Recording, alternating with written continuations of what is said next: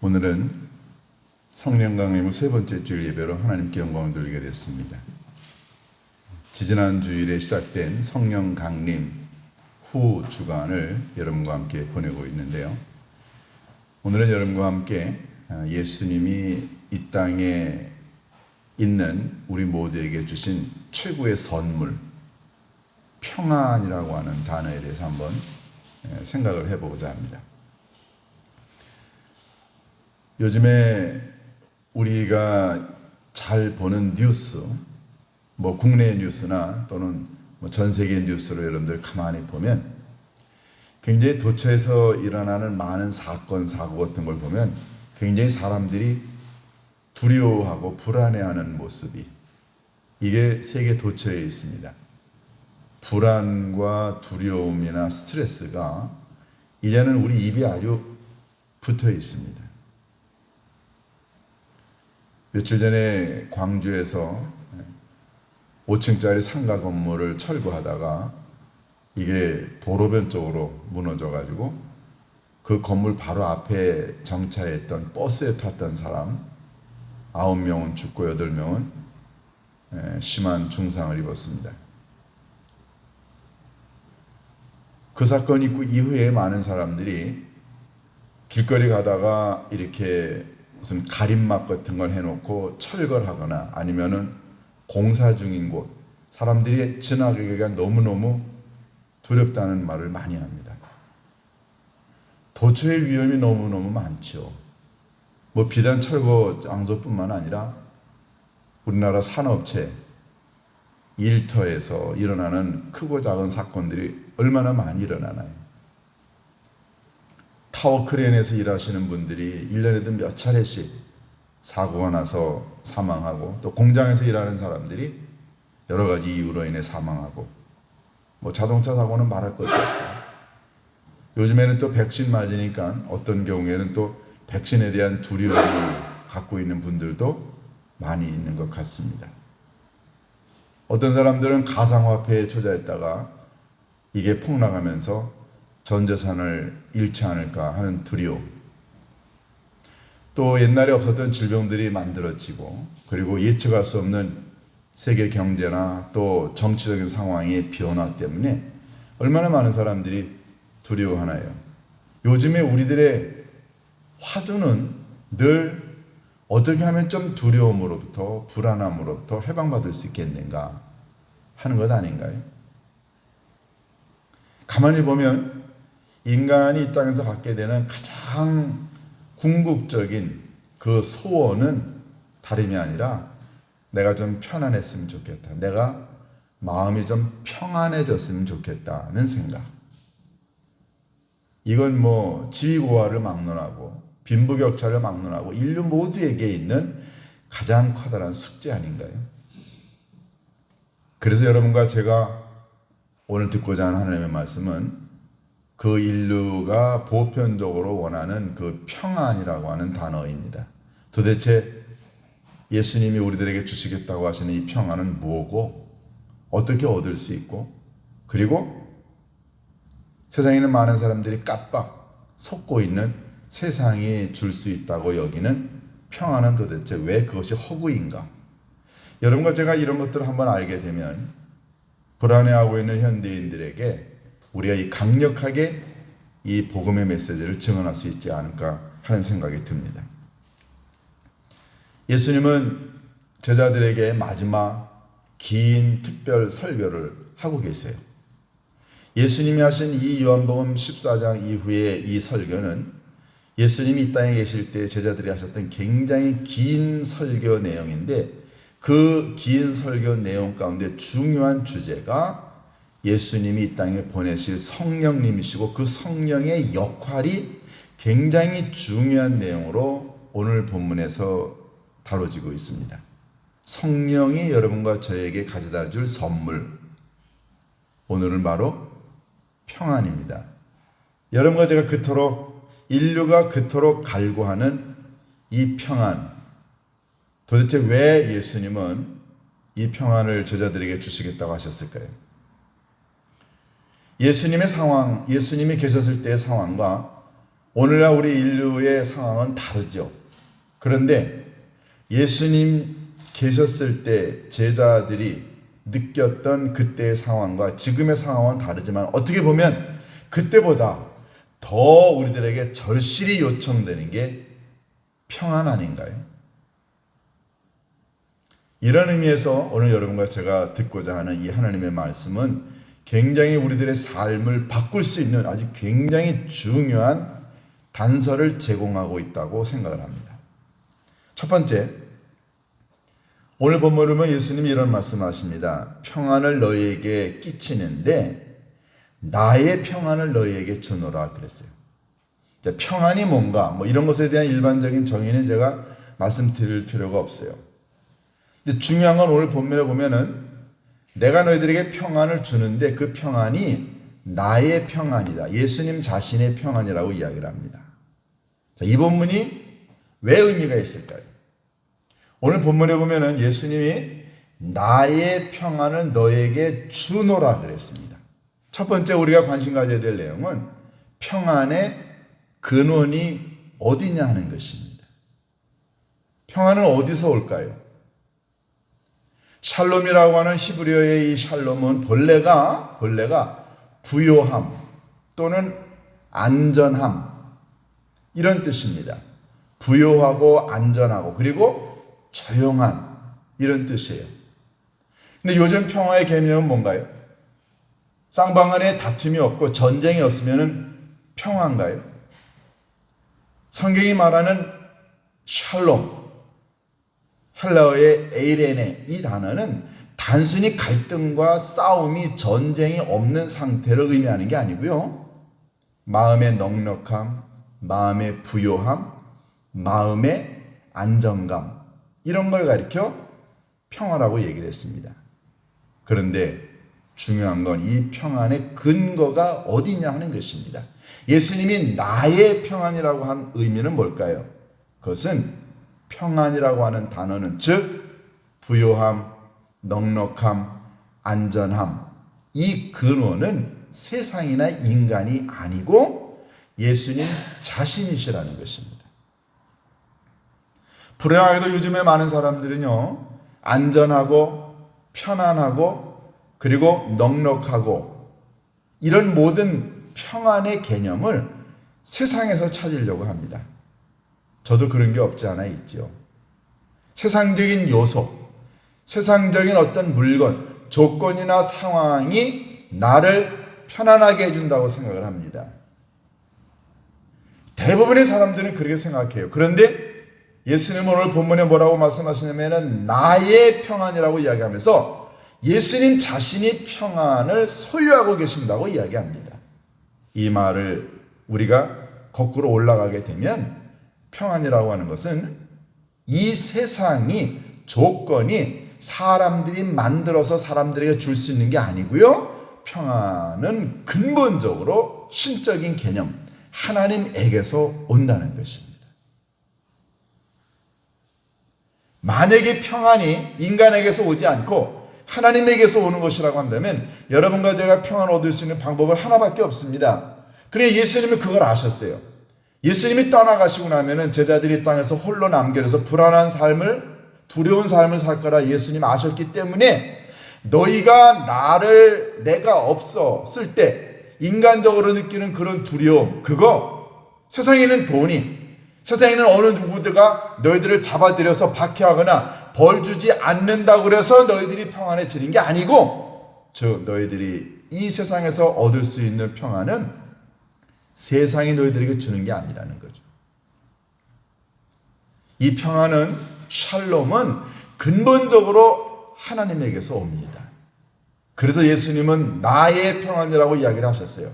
자, 두 번째 예수님이 뭐라고 말씀하셨냐면 내가 나의 평안을 주노라 그랬습니다.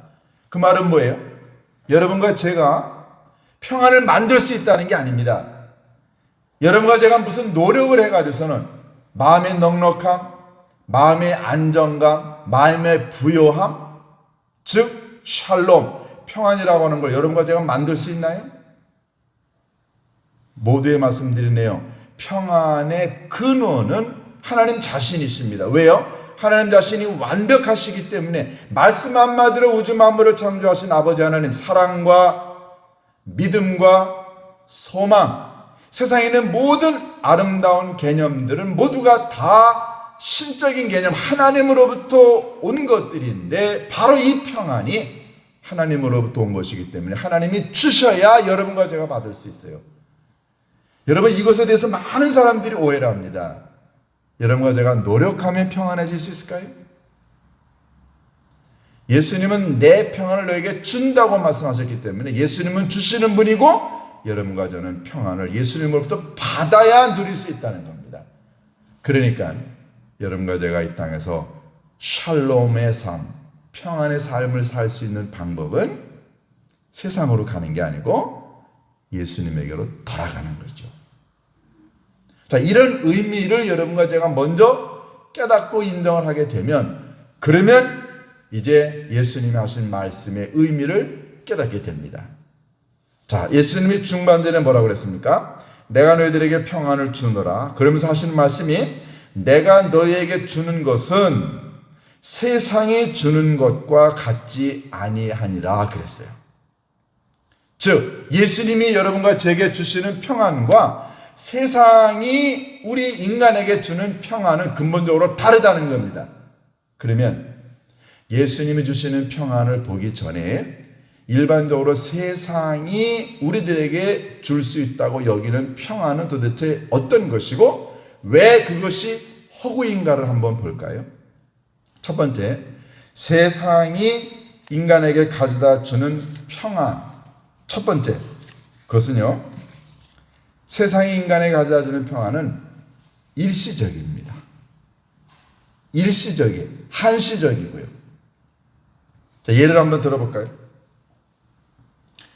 여러분 주변에 술 먹는 사람들이 있어요. 저는 술을 먹어본 적이 없기 때문에 잘 모르지만 술 먹는 사람들은 보면은요, 술 먹는 순간에는 모든 근심과 걱정을 다 잊는다고 그래요. 근심과 걱정을 잊기 위해서 술을 마시기도 하지만 술을 마시는 동안에는 그 알코올 성분 때문에 사람들의 마음이 굉장히 그럴까요? 흥분이 돼요. 마음에 흥분이 되게 되면 그러면 세상의 근심과 걱정이 잠시 잊혀집니다. 알코올이 그런 역할을 하죠. 자, 두 번째, 마약이 그렇습니다.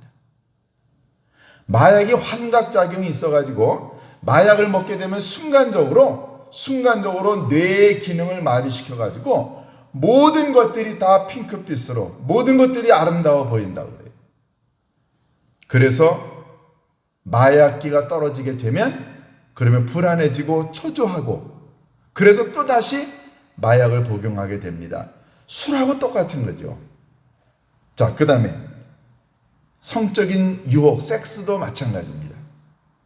섹스라는 기간 동안에는 사람들이요 그냥 환상적이라는 거예요. 최고의 그런 즐거움의 경지에 사람들이 도달한다고 합니다. 다 잊어요.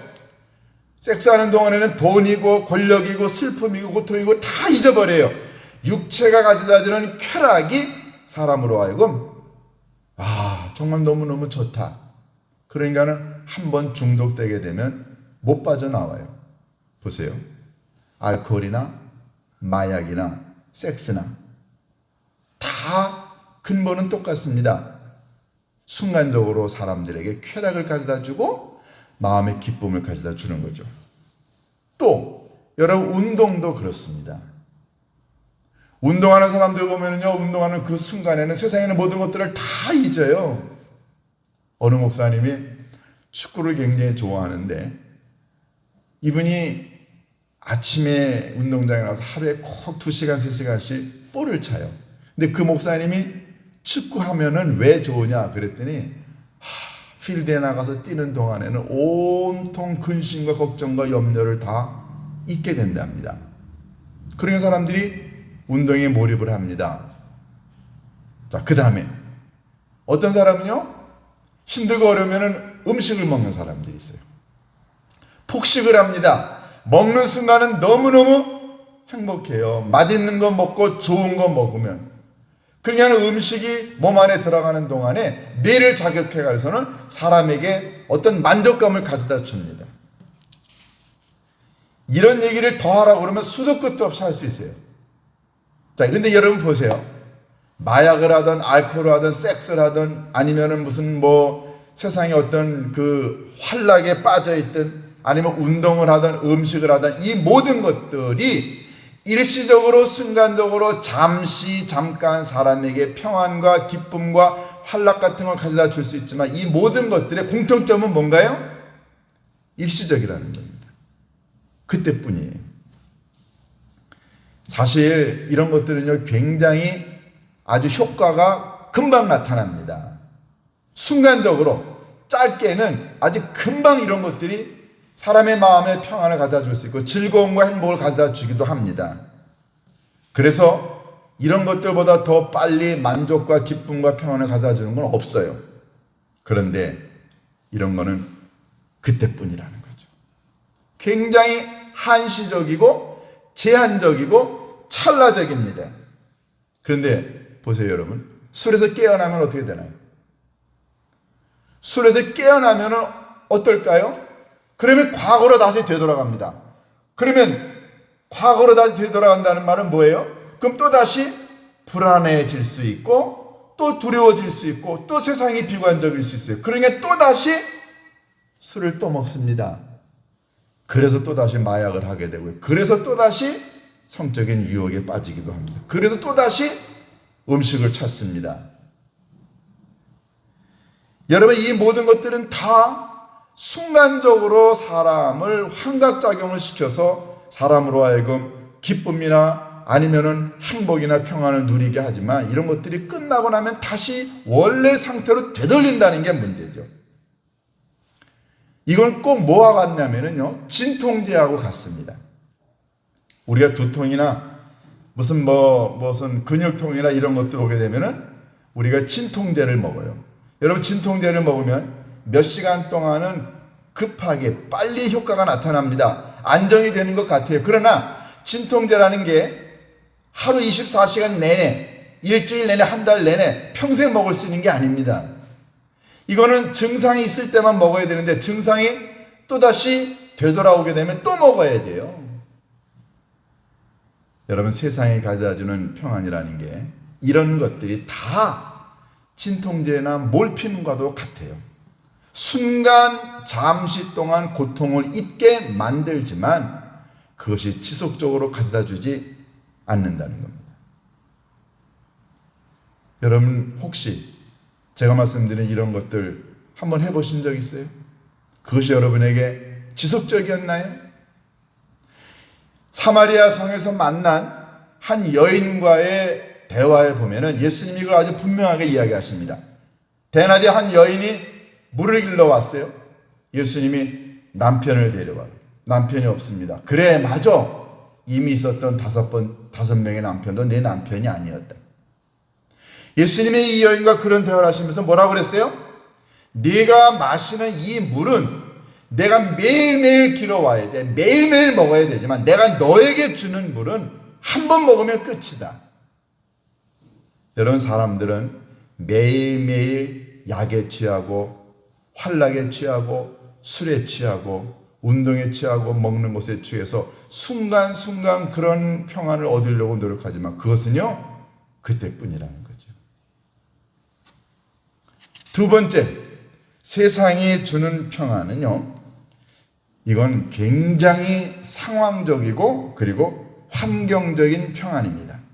즉 세상이 주는 평안은 환경과 상황에 지배를 받는다는 거죠.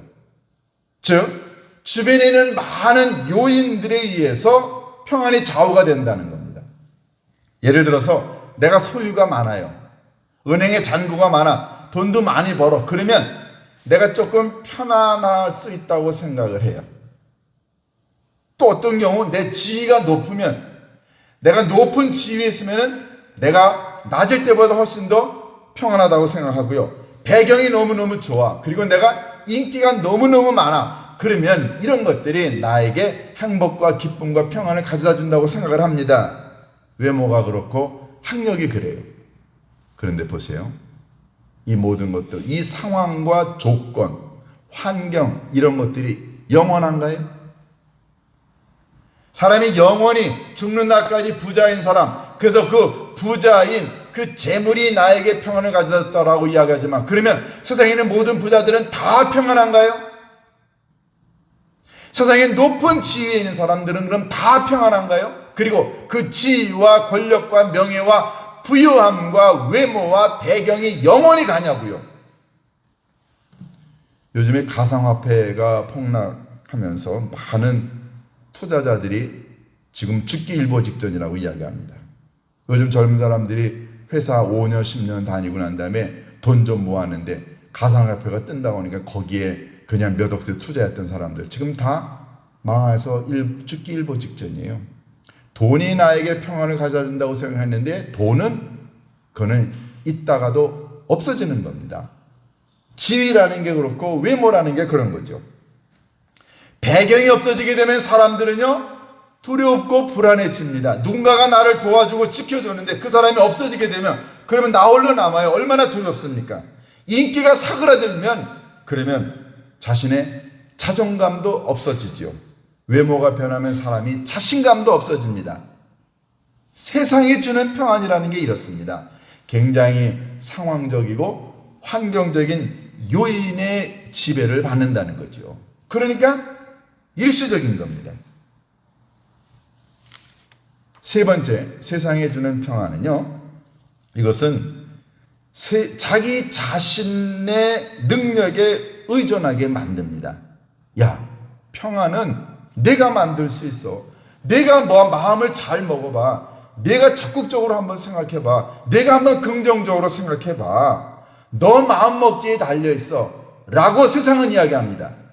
내가 어떻게 마음 먹느냐에 따라 달라. 그러니까 내가 마음을 고쳐 먹어봐. 그러면 내가 마음이 좀 편안해질 거야.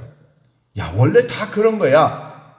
사람들이 이렇게 얘기합니다. 그러니까 세상에 주는 평안은요, 내가 그 모든 것들을 할 수 있다. 너의 안에 그 능력이 있다라고 이야기를 합니다. 여러분, 일정 부분 맞는 얘기도 있어요. 마음 먹기에 달려 있다라고 우리가 이야기하지만 일정 부분은 맞는 부분이 없지 않아 있습니다. 그런데 여러분, 사람들이요 모든 것들을 내가 마음 먹기에 달려 있다고 생각했을 때 그러면 사람들이 모두가 다 항상 그렇게 적극적이고 긍정적으로 생각하는 분위기가 만들어지나요? 우리는 살다가 보면은요 적극적이고 긍정적인 면이 있을 때도 있지만 많은 경우 우리는 실망합니다. 절망하기도 하고요. 그리고 괴로운 상황이 오기도 하고요. 그러니까 내가 아무리 마음을 그렇게 먹으려고 하더라도 상황이 그렇게 되지 않는다는 거죠. 상황이 나를 그렇게 만들지 않습니다. 외부 요인에 의해서 나의 심리적인 변화, 나의 신체적인 변화, 나의 정서적인 변화 때문에 내가 나 자신을 의지하고 믿고 내 자신의 능력을 신뢰하는 이 모든 것들이 다 바뀐다는 것입니다. 그러니까 세상에 가져다 주는 이 세 번째 평안에 대한 허구성은 우리가 우리들 자신이 마음 먹게 달려있다라고 이야기하지만 세상은 우리가 그렇게 마음 먹을 수 있도록 호락호락하지 않고 내버려 두지 않는다는 사실입니다.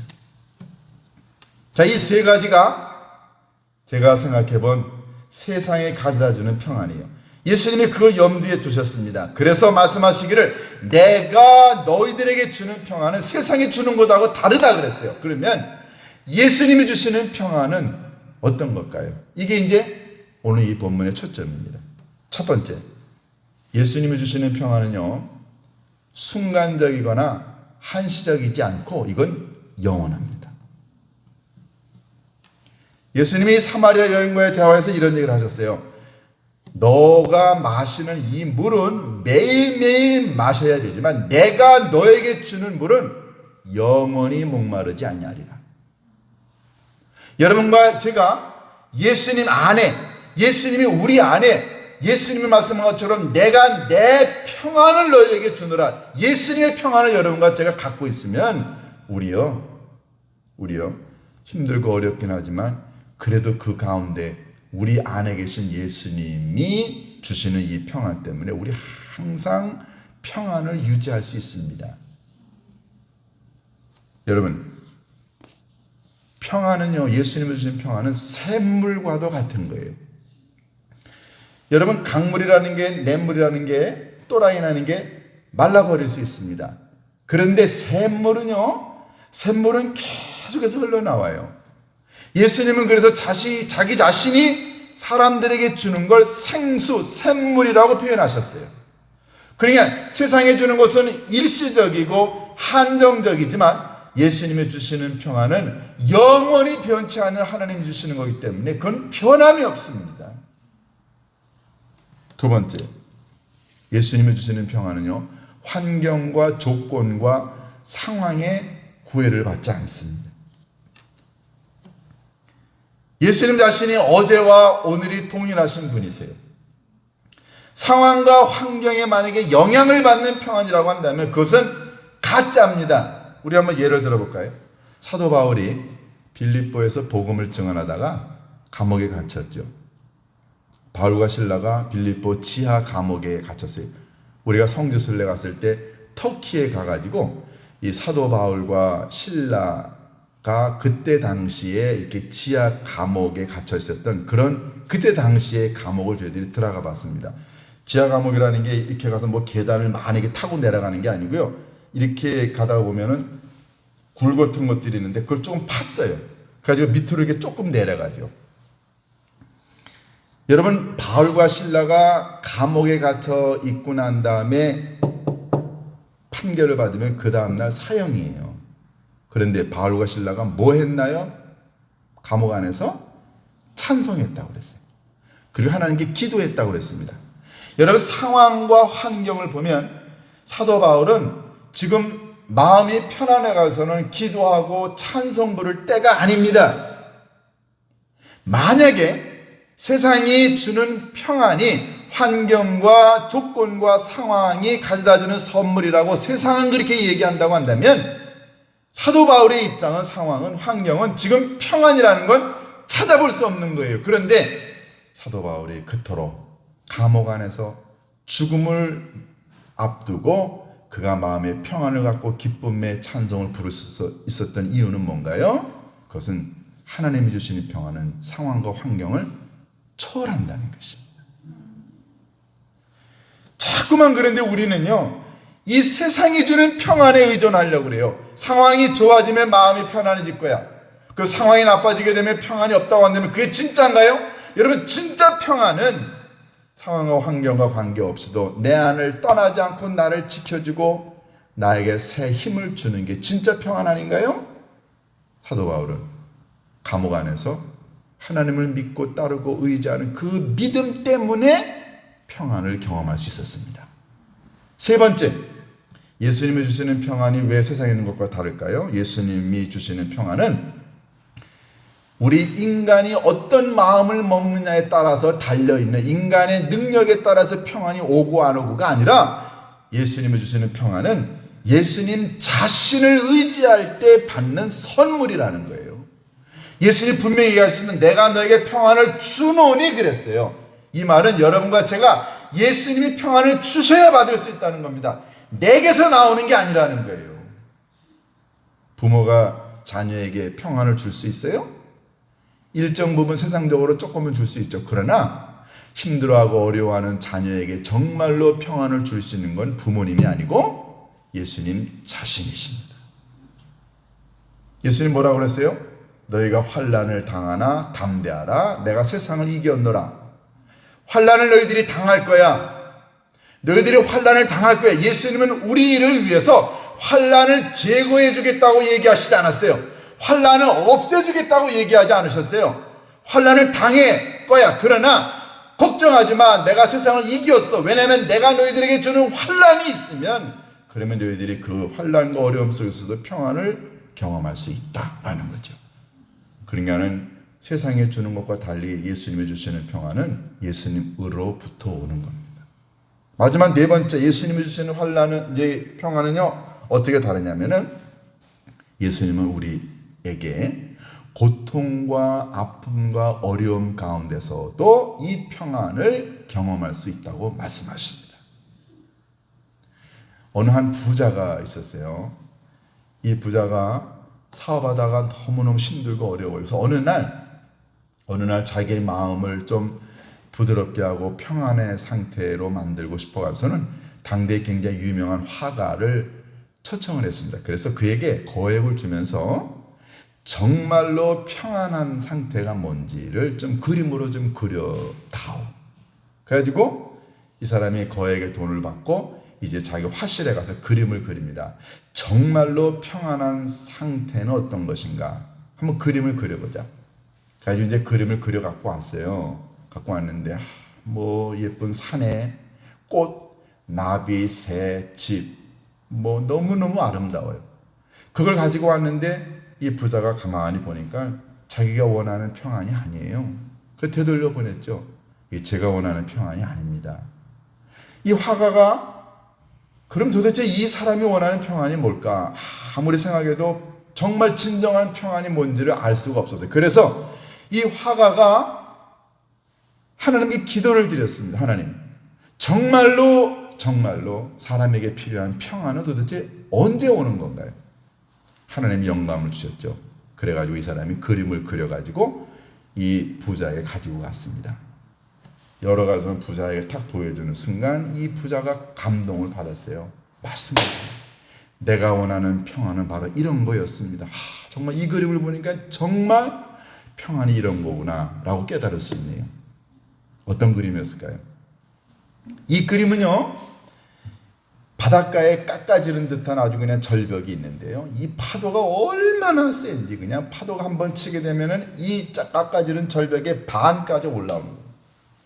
그리고 그냥 이 바위가 있고 뭐 사람이 도대체가 올라갈 수가 없어요. 그런데 그 바위 중간에 조그마한 구멍이 하나 있는데 그 구멍 속에 뭐가 있냐면은 새집이 있어요. 새집. 근데 그 새집 속에 새들이 가만히 이러고 앉아 있어요. 근데 날은 아주 그냥 우중충하고 바람이 부는 그런 모습인데다가 바람이 불어서 나무가지가 흔들리고 그리고 뾰족뾰족한 바위 그 틈 속에 있는 조그만한 구멍 속에 어린 새들이 새끼 새들이 엄마가 주는 먹이를 기다리고 자기네들끼리 있는 그 모습. 부자는 그걸 보고 진짜 평안은 이런 거라는 걸 깨달았죠. 그때 그가 느꼈습니다. 진짜 평안은 고통이 없는 때가 아니고 불안함이 없는 때가 아니고 불안과 고통 가운데서도 느낄 수 있는 평안이 진짜 평안이다. 예수님은 여러분과 제게 내가 너에게 평안을 없애주겠노라라고 이야기하지 아니하시고요. 그 고통과 어려움 가운데서 내가 너에게 평안을 주노라 그랬습니다. 여러분과 제가 이 땅에서 살아가는 동안에 정말로 평안을 누릴 수 있는 때는 언제냐면요, 아무런 문제가 없을 때가 아니고 그 문제와 고통과 불안 가운데 있지만 그때 예수님이 말씀하신 것처럼 내가 너에게 평안을 주노라. 여러분과 제가 예수님이 주시는 평안을 가질 때 우리는 환난과 어려움 속에서도 이겨낼 수 있습니다. 환난과 평안을 없애달라고 기도하는 건 어린아이 기도고요.